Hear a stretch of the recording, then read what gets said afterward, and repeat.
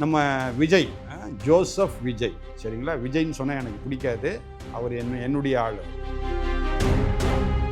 தாவேகா கட்சின்றது நான் ஏற்றுக்கொள்ள மாட்டேன். தாவே ரசிகர் கூட்டம் அப்படி தான் நான் ஏற்றுக்கொள்வேன். அதை கட்சியை நான் ஏற்றுக்கொள்ளவே மாட்டேன். தமிழக வெற்றி ரசிகர் கூட்டம் அப்படி வேணா நான் சொல்லுவேன். ஆனால் எனக்கு இன்னொரு சந்தேகம் எழும்புது. என்னன்னா, விஜய் கட்டாய ரோட் ஷோ பண்றேன்னு சொன்னாரா என்கின்ற கேள்வி எனக்கு உருவாகும். நிச்சயமா விஜய் சொல்லியிருக்கவே மாட்டாரு. எனக்கு விஜய் மக்களுக்கு முன்பதாக நிற்பதற்கு கூட பயப்படுகின்ற ஒரு ஆள். அவர் ஏற்றுக்கொள்ளலைங்க. அவரே அரசியல் வர்றதுக்கு விரும்பாதவரை கூட இருக்கிறவங்க என்ன பண்றாங்க, இவர் தான் அரசியல் தலைவர், இது அரசியல் கட்சி, நீங்களாம் இவருக்காக ஓட்டு போடுங்க மற்றவங்க சொல்றாங்களே தவிர, அவர் தன்னுடைய வாயினாலே ஏன்னா எலெக்ஷன்ல நிற்க போறேன், தேர்தல் நிற்க போறேன், நீங்க எனக்கு வாக்குகள் கொடுங்க எங்கேயாவது சொன்னாரா? எடப்பாடி இருக்கிறாரு, வாசித்தாரா? ஸ்கிரிப்ட் வச்சு வாசித்து பேசிட்டு இருக்கிறாரா? இப்போ சுற்றுலா போயிட்டே இருக்கிறாரு, நேரடியாக மக்களை பார்த்து பேச ஸ்கிரிப்ட் வச்சு வாசிக்கிறாரா? அருமையான நம்ம நாம் தமிழர் கட்சி சீமான் ஸ்கிரிப்ட் வச்சு வாசிக்கிறாரா? அவரை முதலமைச்சர் ஆகிட்டா நீங்கள் நான் இப்படி பேசக்கூட முடியாது. உங்கள் சேனல்லே மூடிடுவார், விஷயம் செய்வார், எந்த யூடியூப் சேனலும் இருக்காது. இப்போது அருமையான முதலமைச்சர் ஸ்டாலின் கூட அரணை ஏறின உடனே அவர் என்ன சொன்னார், மக்களோட மக்களாக நான் போக விரும்புகிறேன், நான் போகும்போது எந்த வண்டியை நீங்கள் நிறுத்தாதீங்க, மக்களோட மக்களாக நான் போகிறேன்னு சொன்னார். நடக்குதா இப்போ அந்த மாதிரி? பெண்களுக்கு ஒரு 1000 ரூபாய் கொடுத்துட்டா தூக்கி ஒரு பிச்சை, எப்படி ஒரு பிச்சை தூக்கி போட்டால், ஒரு 1000 ரூபாய் பிச்சை போட்டால் பெண்கள் என்ன பண்ணுவாங்க, சூரியனை பார்த்து சக்கு சக்கு சக்குன்னு ஓட்டு போட்டுருவாங்க. அதை யார் புரிதல் வச்சிருக்கிறா? திமுக காரங்க புரிஞ்சு வச்சிருக்கிறா. நியூஸ் டிஎன் நேயர்களுக்கு வணக்கம். இன்னைக்கு நம்ம கூட இணைஞ்சிருக்க சிறப்பு விருந்தினர் Anglican churches archbishop Samuel Gunasekaran அவர்கள் தான். வணக்கம் சார். வணக்கம். எப்படி இருக்கீங்க சார்? நல்லா இருக்கு சார். இப்போ விஜய் அவர்கள் தாவேகா கட்சி தலைவர் திருச்சிக்கு போறாரு, மக்களை சந்திக்க போறாருன்னு சொல்லியிருக்காங்க. எக்கச்சக்கமான கட்டுப்பாடுகள் விதிக்கப்பட்டுச்சு. இப்போ ரீசெண்டா என்ன சொல்லியிருக்காங்க அப்படின்னா, ரோட் ஷோ நடத்துறதுக்கு தடை விதிச்சிருக்காங்க. மக்களை போய் சந்திக்கிறதுக்கு இந்த மரக்கடை சைடு போகக்கூடாது, சத்திரம் சைடு போகக்கூடாதுன்னு சொன்னாங்க. இப்போ அந்த ரோட் ஷோவே நடத்தக்கூடாதுன்னு சொல்லியிருக்காங்க. இதை பத்தி நீங்க என்ன நினைக்கிறீங்க சார்? திருச்சியை பொறுத்த வரைக்கும் திருச்சி ஒரு சின்ன பட்டணம் தான். அதாவது சிட்டின்னு சொன்னால் சின்னது தான். அது திருச்சிக்கு வெளியே நிறைய இடங்கள் இருக்குது. அந்த பக்கம் ரோட் ஷோ நடத்துறதுல என்றைக்கும் யாரும் தவறு சொல்ல போகிறதில்ல. ஆனால் திருச்சிக்குள்ளே நடத்தணுன்றது மக்களுடைய அன்றாட வாழ்க்கையை கெடுக்கக்கூடியதாக அது இருக்கும். அடுத்தது நம்ம விஜய் ஜோசப் விஜய் சரிங்களா. விஜய்ன்னு சொன்னால் எனக்கு பிடிக்காது. அவர் என்னுடைய ஆள். அவர் கிறிஸ்தவர். அவர் அதனால் அவர் பேர் ஜோசப் விஜய். ஜோசப் விஜய் ரோட் ஷோ போகிறாருன்னா அவரை கண்டுகளிப்பதற்காக ரசிகர் கூட்டம் அதிகமாக வரும்.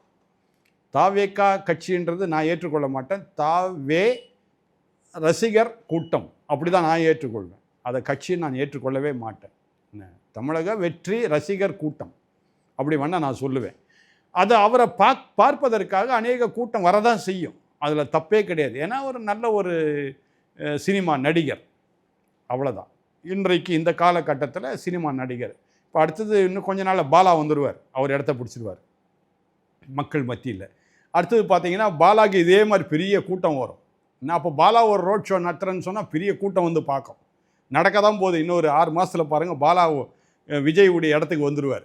ஆக இது ரசிகர் கூட்டம் இது. அதனால் தடை விதிக்கிறது நிச்சயமாக நல்லது. ஏன்னா அன்றாட மக்களுடைய வாழ்வாதாரத்தின் காரியங்கள் எதுவும் தடை பண்ணக்கூடாது. ஸ்கூல்ஸில் நிறையா பார்த்தீங்கன்னா சிட்டிக்குள்ளே தான் நிறையா இருக்கும். இதெல்லாம் இன்றைக்கி ஸ்கூல்ஸில், அந்த காலத்தில் இருக்கிற ஸ்கூல்ஸ் திருச்சிக்குள்ளே நிறைய ஸ்கூல்ஸு, காலேஜஸ்ஸு, மார்க்கெட்டு எல்லாமே திருச்சிக்குள்ளே இருக்குது நிறையா.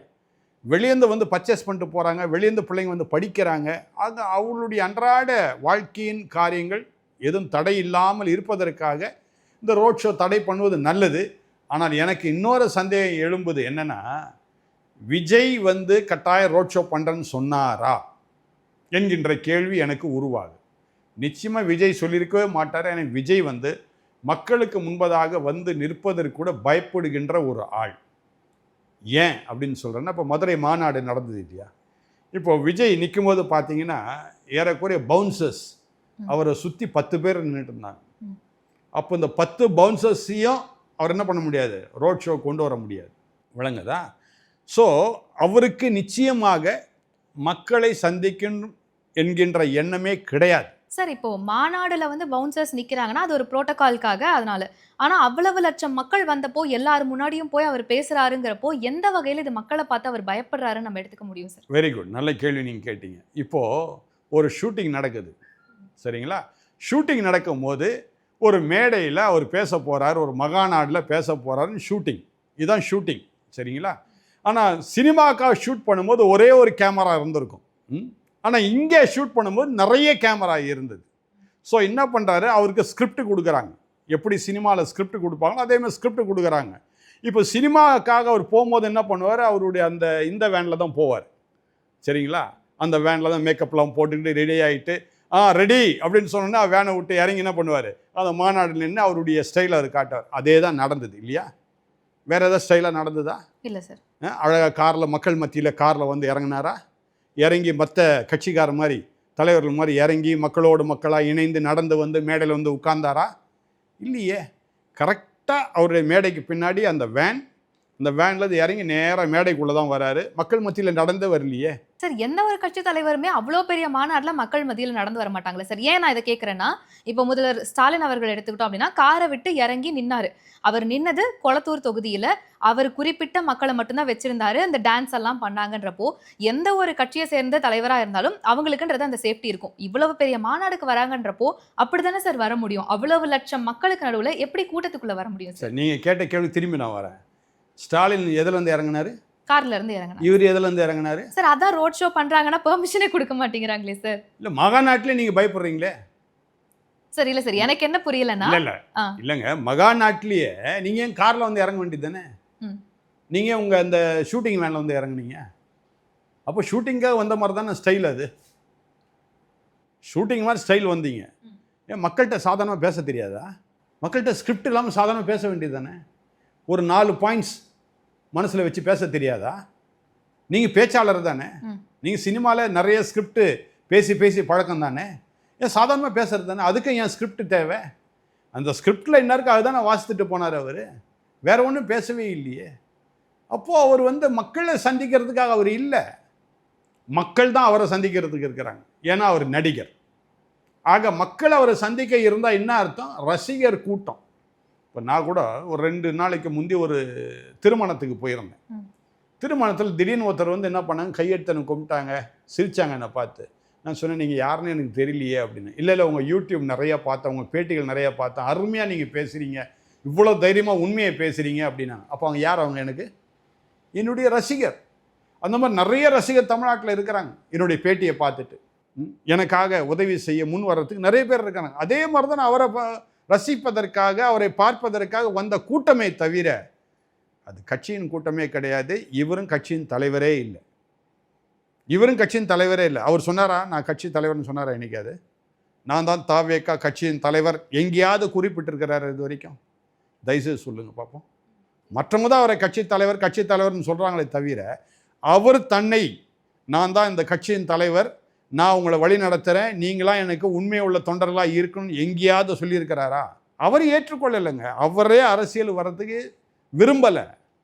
விரும்பாதவரை கூட இருக்கிறவங்க என்ன பண்ணுறாங்க, இவர் தான் அரசியல் தலைவர், இது அரசியல் கட்சி, நீங்களாம் இவருக்காக ஓட்டு போடுங்க மற்றவங்க சொல்கிறாங்களே தவிர அவர் வந்து தன்னுடைய வாயினாலே ஏன்னா எலெக்ஷனில் நிற்க போகிறேன், தேர்தல் நிற்க போகிறேன், நீங்கள் எனக்கு வாக்குகள் கொடுங்க எங்கேயாவது சொன்னாரா?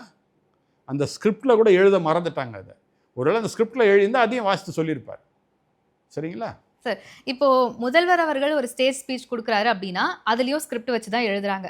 அதுவே ஒரு டவுட் தான். எந்த ஒரு கட்சி தலைவர் மக்கள் கிட்ட பேசுறாங்க அப்படின்னாலும் எந்த விஷயங்களை குறிப்பிடணும்னு எழுதி வச்சு அதை பேசுறதுன்றதை நம்ம முன்னாடியில இருந்தே பார்த்துட்டு தான் இருக்கும். இப்போ இவங்கன்னு வரப்போ அதை வந்து ஒரு குற்றச்சாட்டா சொல்றதா இருக்கட்டும். இப்போ நீங்க வைக்கிற பெரிய விஷயம் என்னன்னா, அவர் நடிகர் நடிச்சுக்கிட்டு இருக்காரு அப்படிங்கிறப்போ உதயநிதி ஸ்டாலின் அவர்களும் ஒரு வகையில நடிகர் தான். ஆனா எந்த வகையில அவரை துணை முதலமைச்சர் அப்படின்ற பதவியில உட்கார வச்சிருக்காங்க? ஒருவேளை அப்பா முதல்வரா இருந்தா நம்ம என்ன பதவியில் வேணாலும் உட்கார்ந்துக்கலாம் அப்படின்ற மாதிரி எடுத்துக்கலாமா? ஏன்னா இப்ப வரைக்கும் துணை முதலமைச்சர் அப்படிங்கிற பொறுப்புல அவர் மக்களுக்காக என்ன செஞ்சிருக்காருன்னு கேட்டா கிடையாது. ஏன்னா இப்போ லண்டன் வந்து ஸ்டாலின் அவர்கள் போனாருன்றதே உடல்நிலை சரியில்லை ட்ரீட்மெண்ட்டுக்குன்ற மாதிரி அரசியல் பொருசலா சொல்லிக்கிறாங்க. அந்த நேரத்துல கூட முதல்வர் தான் எல்லா வேலையும் பார்த்துக்கிட்டு இருந்தாரே தவிர அவருடைய பொறுப்பை அவர் இல்லாத நேரத்துல நான் நிரப்புறேன் அப்படின்னு துணை முதலமைச்சர் எங்கேயுமே சொல்லவே இல்லை. அப்ப அவருடைய பதவி என்னன்னு தான் எடுத்துக்கிறது சார்? கரெக்டான ஒரு கேள்வி கேட்டீங்க. இப்போ நான் வந்து திமுக அமைச்சராக நான் இருந்தா, அது திமுகவுடைய கட்சியின் ஒரு முதன்மை பொறுப்பில் ஒரு பொதுச் செயலாளராகவோ பொருளாளராகவோ நான் இருந்தா, நான் தைரியமாக என்ன பண்ணுவேன், முதலமைச்சரை பார்த்து இவரை ஏன் துணை முதலமைச்சர் போட்டிங்கன்னு கேட்பேன். சரிங்களா? இப்போ நான் கேட்குறேன், ஒரு ஆன்மீக தலைவனாக இவரை துணை முதலமைச்சராக நீங்கள் போட்டதுன்னு காரணம் என்ன? ஒன்றுமே இல்லை. திமுக ட்ரஸ்ட்டுன்னு ஒன்று இருக்குது இல்லையா? இப்போ யார் அந்த திமுக ட்ரஸ்ட்டுடைய சேர்மன்? யார் திமுகவுடைய தலைவரோ அவர் தான் திமுகவுடைய ட்ரஸ்ட்டுடைய சேர்மன். இந்த திமுக ட்ரஸ்ட்டில் யாராக இருக்கா அப்படின்னு பார்த்தீங்கன்னா, முதலமைச்சர் இருக்கிறாரு, அவங்க மனைவி இருக்கிறாங்க, அவங்க மகன் இருக்கிறாரு, மருமகன் இருக்கிறாரு, அடுத்தது அவருடைய தங்கச்சி இருக்கிறாங்க, அவருடைய அண்ணன் இருக்கிறாங்க. இவங்க தான் ட்ரஸ்டீஸ். வெளியில் இருக்கும் யாருமே என்ன பண்ணல, திமுகவில் அந்த ட்ரஸ்ட்டில் ட்ரஸ்டீஸாக இல்லை. அப்போ யாரை தான் கொண்டு வர முடியும்? இன்னொரு ட்ரஸ்டியை தான் கொண்டு வர முடியும். அப்போ தான் அந்த திமுக ட்ரஸ்ட் உள்ள பணத்தை அவங்க என்ன பண்ணலாம், அனுபவிக்கலாம்.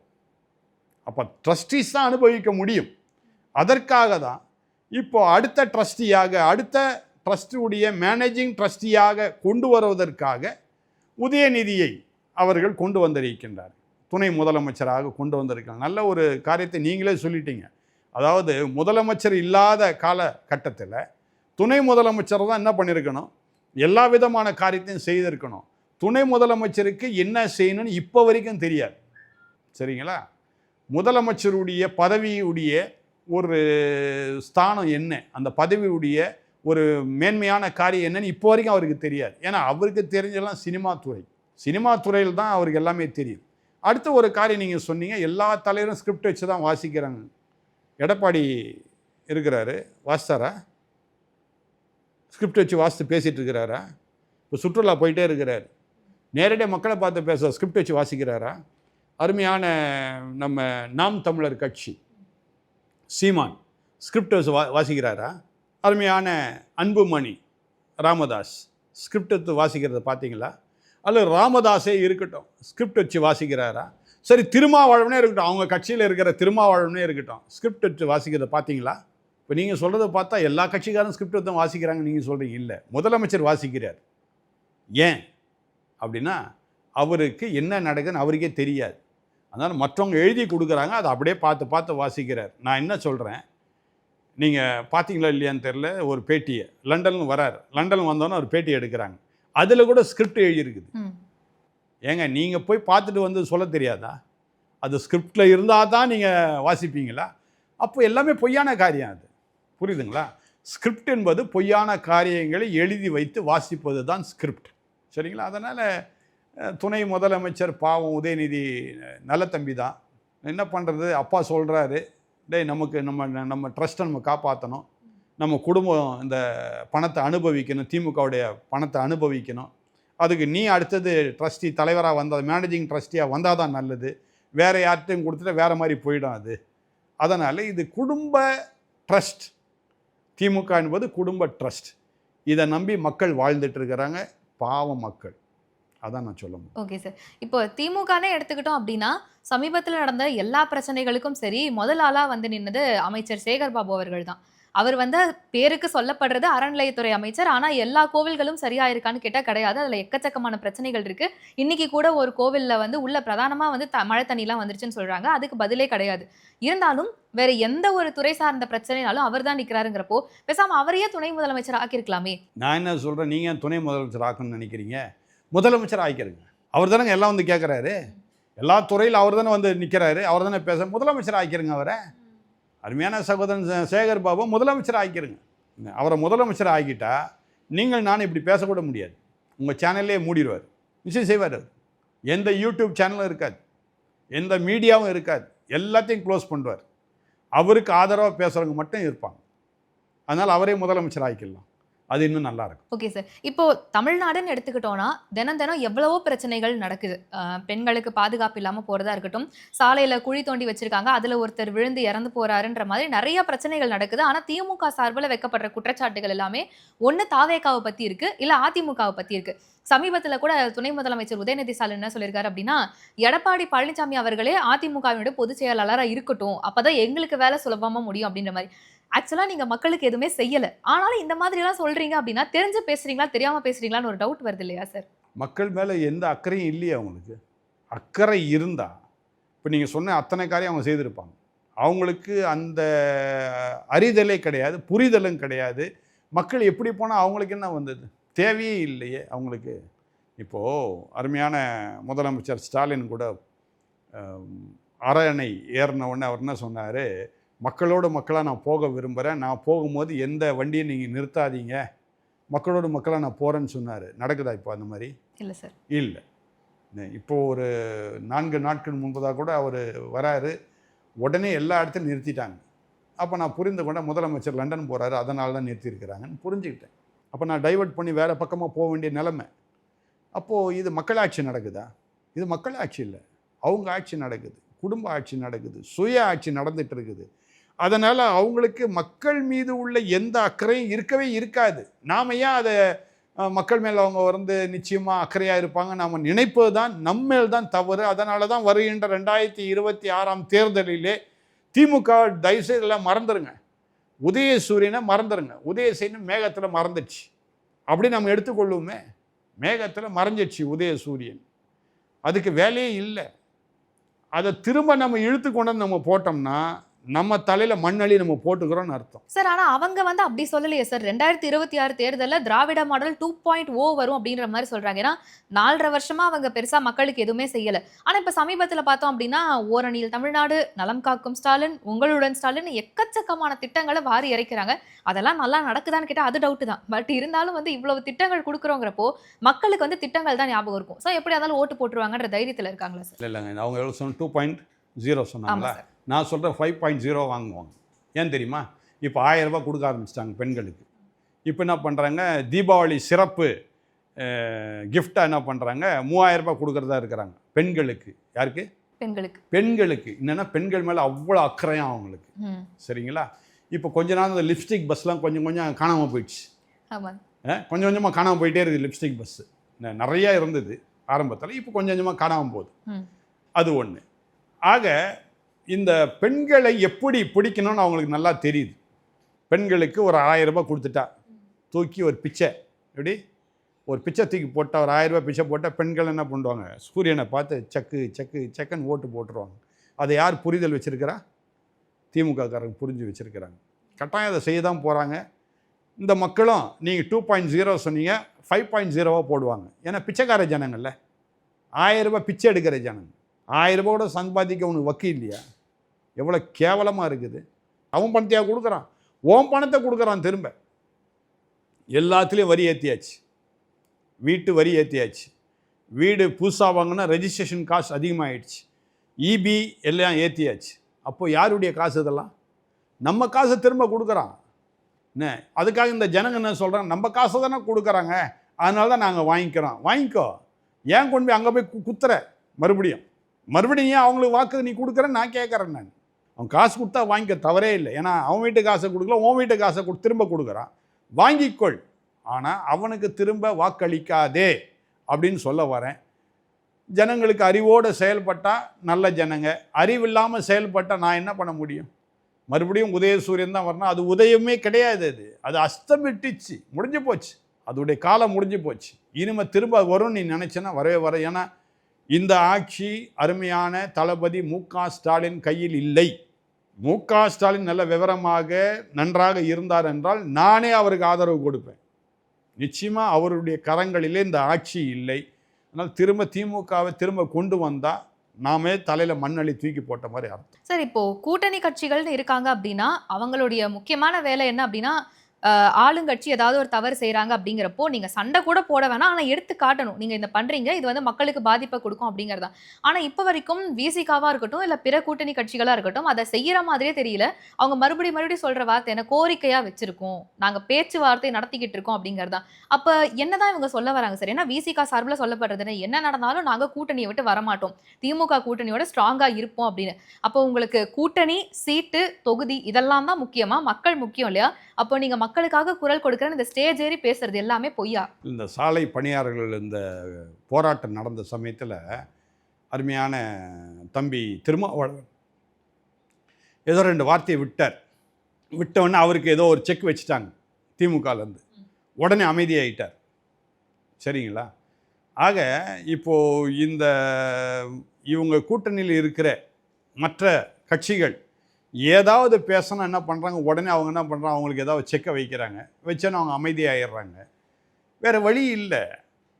அதற்கு நான் என்ன சொல்கிறேன், ரைட்டு, இவ்வளோ நாள் கூட்டணியில் இருந்தீங்க, கூட்டணி விட்டு வெளியே வாங்க. இதே விசிகா கட்சியை வெளியே வர சொல்கிறேன் நான். நீங்கள் வாங்க. இப்போ நீங்கள் திமுக கூட்டணியில் இருந்தீங்கன்னா 2 சீட்டு அல்லது 5 சீட்டு கொடுக்கறதே பெரிய விஷயம். நான் என்ன சொல்கிறேன், நீங்கள் அண்ணா திராவிட முன்னேற்ற கூட்டணிக்குள்ளே நீங்கள் வாங்க, 20 சீட்டு நான் வாங்கித்தரேன். அருமையான சகோதரன் எடப்பாடி கிட்ட பேசி 20 சீட்டு நான் வாங்கித்தரேன். ஏன்னா மக்களுக்கு சேவை செய்ய நீங்கள் விரும்புகிறீங்க இல்லையா? அப்படி விரும்புகிறதா இருந்தால், உண்மையாகவே தலித்து மக்களுக்கு நீங்கள் உதவி செய்கிறதா இருந்தால், சிறுபான்மை மக்களுக்கு உதவி செய்கிறதா இருந்தால், நீங்கள் அந்த திமுக கூட்டணி விட்டு வெளியே வாங்க. அண்ணா திராவிட முன்னேற்ற கூட்டணியில் உங்களுக்கு 20 சீட்டு நான் வாங்கி தரேன். சார், அதை தான் அவங்க ஈவன் எடப்பாடியார் கூட நீங்கள் எங்கள் கூட்டணிக்கு வரீங்க அப்படின்னா சிகப்பு கம்பளம் விரித்து வரவேற்போன்ற மாதிரி சொல்லியிருந்தாங்க. அதுக்கு தான் விசிகா சொன்னது என்ன அப்படின்னா, எங்கள் கூட்டணியை உடைக்க முயற்சிக்கிறாங்க, அது எக்காரணத்தை கொண்டும் நடக்காது, எப்பவுமே நடக்காதுன்னு சொல்லியிருந்தாங்க. எக்காரணத்தை கொண்டு உங்களுக்கு 20 சீட்டு அவங்க தர போகிறதில்ல. 2 சீட்டை வச்சுட்டு அவங்க 2 காலை பிடிச்சி தொங்கின்னு இருங்க. வேறு வழி கிடையாது. வேறு என்ன சொல்ல முடியும்? நான் அவ்வளோதான் நான் சொல்ல முடியும். இவ்வளோ நேரம் எங்கள் கூட இவ்வளோ விஷயங்களை பகிர்ந்துக்கிட்டதுக்கு ரொம்ப நன்றி சார். நன்றிங்க.